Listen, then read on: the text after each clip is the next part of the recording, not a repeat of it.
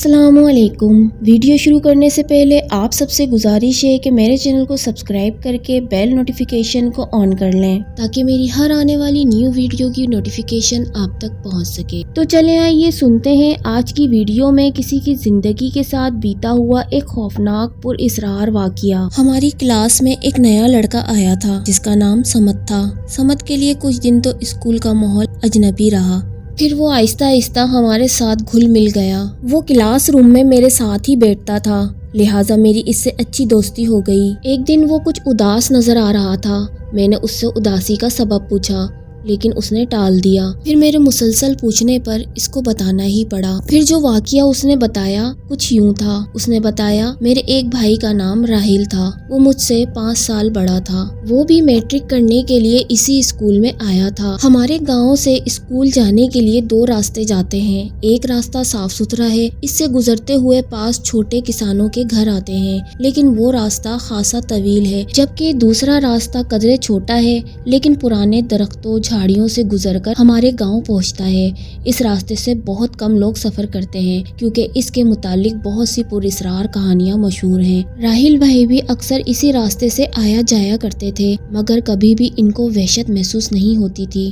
امی انہیں سمجھا کر تھک چکی تھیں کہ اس راستے سے نہ جایا کریں، مگر راہیل بھائی ماننے والے کہاں تھے۔ اس راستے کے بارے میں مشہور تھا کہ وہاں جنات کا قبیلہ آباد ہے۔ بہت سے لوگوں نے اس راستے پر ایک دلہن کو بھی دیکھا ہے۔ کبھی کبھار تو سفید کپڑوں میں ملبوس لوگوں کا ایک قافلہ گزرتا دکھتا ہے اور وہ قافلہ ایک سردار کے سامنے جا کے رک جاتا ہے۔ بہت سے لوگوں کو وہاں پہ پچھل پیریاں بھی نظر آئی ہیں۔ اس طرح کے کافی سارے ناقابل یقین واقعات اس راستے کے بارے میں مشہور ہیں۔ راہیل بھائی نے بھی یہ سارے واقعات سنے ہوئے تھے، لیکن نہ جانے کیوں پھر بھی راہیل بھائی ان تمام واقعات پر یقین نہیں رکھتے تھے اور ہمیشہ اسی راستے سے آیا جایا کرتے تھے۔ امی کو راہیل بھائی ہمیشہ یہی کہتے تھے کہ نہیں امی، یہ ساری من گھڑت کہانی ہے، ایسا کچھ بھی نہیں ہوتا ہے۔ پھر ایک دن ہوا یوں کہ راہیل بھائی گھر آئے تو کچھ گمسم سے تھے، انہوں نے کھانا بھی نہیں کھایا۔ اماں کے پوچھنے پر انہوں نے کہا آج مجھے کچھ زیادہ ہی تھکن محسوس ہو رہی ہے، آپ ایسا کریں مجھے کچھ دیر آرام کرنے دیں۔ پھر جب راہیل بھائی شام کو سو کے اٹھے تو انہیں شدید بخار تھا۔ امی کافی پریشان تھیں کیونکہ امی جانتی تھیں کہ ان کا گزرنا اس خوفناک اور پر اسرار راستے سے ہوتا ہے۔ راہیل بھائی اس طرح ایک ہفتے تک بیمار رہے۔ والد صاحب انہیں شہر علاج کے لیے بھی لے کے گئے اور اماں کے کہنے پہ ایک بزرگ سے بھی دم کروایا۔ بزرگ نے ان پر دم کیا اور انہیں مستقل 1 مہینے تک دم کے لیے آنے کو کہا۔ رفتہ رفتہ ان کی حالت بہتر ہوتی چلی گئی اور وہ اسکول جانے کے قابل ہو گئے۔ راہیل بھائی کو اسکول جا کے پتا چلا کہ 2 دن کے بعد سالانہ امتحان تھے۔ راہیل بھائی نے امتحان کی کچھ بھی تیاری نہیں کی تھی۔ ہم سمجھے شاید راہیل بھائی پیپرز کی وجہ سے پریشان ہیں، لیکن راہیل بھائی اس بات پر پریشان نہیں تھے، کوئی اور ہی بات تھی جس کی وجہ سے راہیل بھائی پریشان تھے اور اماں کے لاکھ منع کرنے کے باوجود بھی راہیل بھائی نے اس پر اسرار راستے سے گزرنا نہیں چھوڑا تھا۔ اور جب رزلٹ آیا تو سب لوگ حیران تھے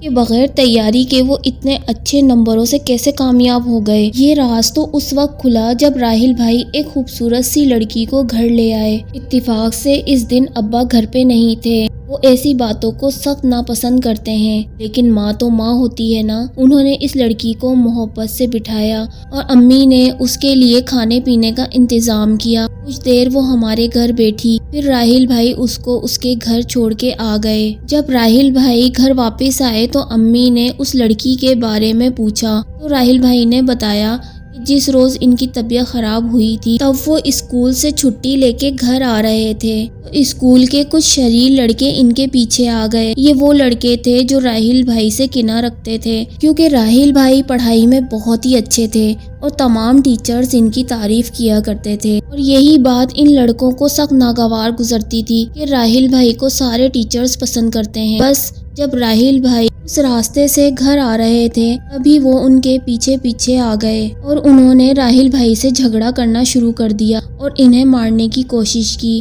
اسی وقت نہ جانے کہاں سے اس لڑکی نے پتھروں کی بارش شروع کر دی اور وہ لڑکے ڈر کے بھاگ کھڑے ہوئے۔ راہیل بھائی کو بھی کافی خوف سا محسوس ہوا کہ یہ اچانک سے پتھر کہاں سے آ گئے، اسی وجہ سے ان کی طبیعت اور زیادہ بگڑ گئی اور جب وہ شام کو سو کے اٹھے تو ان کو کافی تیز بخار چڑھا ہوا تھا۔ راہیل بھائی نے امی کو بتایا کہ جب طبیعت سنبھلی اور انہوں نے دوبارہ اسکول جانا شروع کیا تو ایک بار پھر ان کے دل نے اسی راستے سے گزرنے کی خواہش کی اور وہ نہ چاہتے ہوئے بھی اسی راستے پر آ نکلے۔ ابھی وہ اس راستے کے درمیان میں ہی پہنچے تھے کہ پیچھے سے کسی نے اسے آواز دی اور کہا، میں نے تمہارا انتظار 1 مہینے تک کیا ہے، میں روز تمہارے لیے یہاں پر کھڑی رہتی ہوں۔ جب اس طرح کے جملے راہیل بھائی کے کانوں سے ٹکرائے تو جیسے ان کی جان ہی نکل گئی ہو۔ جب اس نے پیچھے دیکھا تو وہاں انہیں ایک لڑکی کھڑی ہوئی نظر آئی جو راہیل بھائی کی ہم عمر تھی اور بہت ہی خوبصورت تھی۔ وہ درخت کی شاخ سے لٹکے ہوئے جھولے میں جھول رہی تھی۔ بولو، اتنے دن تم کہاں تھے؟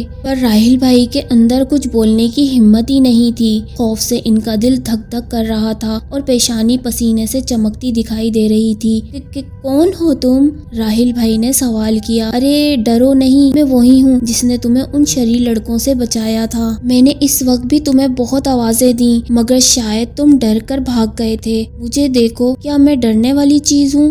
اب راہیل بھائی نے تھوڑی ہمت کر کے اس کا بغور جائزہ لیا۔ وہ واقعی میں ایک خوبصورت لڑکی تھی جو چہرے پہ معصومیت سجائے اپنی بڑی بڑی آنکھوں سے اسے دیکھ رہی تھی۔ راہیل بھائی کا خوف کچھ کم ہوا تو انہوں نے اس سے پوچھا، تم کہاں رہتی ہو؟ کیا اس خوفناک جنگل میں رہتی ہو؟ یہ سن کر وہ لڑکی بے تحاشا ہنسنا شروع ہو گئی۔ خوفناک جنگل؟ تم سے کس نے یہ بات کہی؟ ارے یہاں میرا گھر ہے جہاں میں اپنے بابا کے ساتھ رہتی ہوں۔ چلو میں تمہیں اپنا گھر بھی دکھاتی ہوں۔ اس سے پہلے کہ راہیل بھائی کچھ بولتے، اس لڑکی نے راہیل بھائی کا ہاتھ پکڑا۔ ابھی وہ 2 قدم ہی چلے ہوں گے کہ راہیل بھائی کو دائیں بائیں مکانات کی قطاریں نظر آنے لگیں۔ ادھر ادھر لوگ بھی کام کرتے نظر آ رہے تھے۔ کچھ لوگ گھر کی طرف جا رہے تھے اور کہیں کچھ بچے کھیلتے نظر آ رہے تھے۔ راہیل بھائی کو سمجھ نہیں آ رہا تھا یہ کون سی جگہ ہے۔ وہ روز یہاں سے گزرتے تھے مگر پہلے تو لوگ نہیں تھے، اب یہ یہاں لوگ کہاں سے نظر آ رہے تھے؟ آخر راہیل بھائی نے لرزتی آواز کے ساتھ یہ سوال اس لڑکی کے سامنے رکھ دیا، یہ کون لوگ ہیں؟ پہلے تو یہ بستی مجھے نظر نہیں آئی۔ لڑکی یہ بات سن کر پھر ہنسنے لگی اور کہنے لگی کہ یہ لوگ جنات ہیں اور میرا تعلق قوم جنات سے ہے۔ تم مجھے اچھے لگے ہو اور میں چاہتی ہوں کہ تم ہمیشہ میرے ساتھ رہو۔ راہیل بھائی یہ سن کر خوف زدہ ہو گئے۔ لڑکی نے ان کے چہرے کے تاثرات بدلتے دیکھے تو کہنے لگی، تم ڈرو نہیں، یہ تمہیں نقصان نہیں پہنچائیں گے۔ تب راہیل بھائی نے کہا، مجھے بہت دیر ہو گئی ہے، آج مجھے گھر جانے دو ورنہ گھر والے پریشان ہوں گے۔ ٹھیک ہے، تم آج گھر چلے جاؤ لیکن کل ضرور آ جانا، اور ہاں شام کے وقت آنا، میں تمہیں اپنے بابا سے ملواؤں گی۔ لڑکی کی اجازت ملنے پر راہیل بھائی نے جلدی سے گھر کی راہ لی اور راستے بھر اس جنزادی کے بارے میں سوچتے رہے۔ دوسرے دن راہیل بھائی پر عجیب سی کیفیت طاری تھی، وہ کچھ کھوئے کھوئے گمسم سے تھے۔ انہیں بار بار اس جنزادی کا خیال آ رہا تھا اور نہ چاہتے ہوئے بھی ان کا دل جنزادی سے ملنے کو کر رہا تھا۔ اور پھر شام ہوتے ہی اماں سے نظر بچا کر وہ گھر سے نکلے اور اس پراسرار راستے یعنی پراسرار بستی کی طرف چل پڑے جہاں وہ جنزادی رہتی تھی۔ وہ وہاں پہنچ کر ادھر ادھر دیکھنے لگے۔ اندھیرا پھیل رہا تھا لیکن راہیل بھائی کو اب ذرا سا بھی خوف محسوس نہیں ہو رہا تھا۔ اچانک جھاڑیوں سے وہی جنزادی نمودار ہو گئی۔ جنزادی نے ان کے قریب پہنچ کر ان کا ہاتھ پکڑا اور انہیں اپنے گھر لے گئی۔ وہاں اس نے اپنے گھر والوں سے انہیں ملوایا اور اس کی خاطر تواضع کی۔ پھر راہیل بھائی گھر آئے تو گھر میں سارے بہت پریشان تھے۔ اماں نے تو رو رو کے برا حال کر لیا تھا۔ سب کے پوچھنے پر انہوں نے یہ سارا واقعہ سنایا۔ راہیل بھائی کی یہ بات سن کے سارے گھر والے خوفزدہ سے ہو گئے۔ پھر راہیل بھائی نے ہم سے کہا کہ کل وہ پھر جائیں گے اور اس جنزادی کو اپنے ساتھ لے کر آئیں گے ہم لوگوں سے ملوانے کے لیے۔ اماں اور ابا یہ سن کر بہت پریشان تھے۔ آخر انہیں گاؤں کے مولوی صاحب کا خیال آیا جو جھاڑ پھونک اور جن اتارنے کے ماہر سمجھے جاتے تھے۔ انہوں نے ان سے مدد لینے کا سوچا اور مطمئن ہو کر سو گئے۔ اگلی صبح جب وہ بیدار ہوئے تو راہیل بھائی کمرے میں نہیں تھے۔ انہیں ہم نے بہت ڈھونڈا، بہت تلاش کیا لیکن ان کا کوئی سراغ نہ ملا۔ لوگ کہتے ہیں کہ انہیں وہی جنات اٹھا کر لے گئے۔ شاید جناتوں کو ان کے ارادوں کا علم ہو گیا تھا۔ گاؤں کے لوگ بتاتے ہیں کہ کبھی کبھار جب وہ جنگل سے گزرتے ہیں تو انہیں راہیل بھائی نظر آتے ہیں۔ جب انہوں نے آواز دی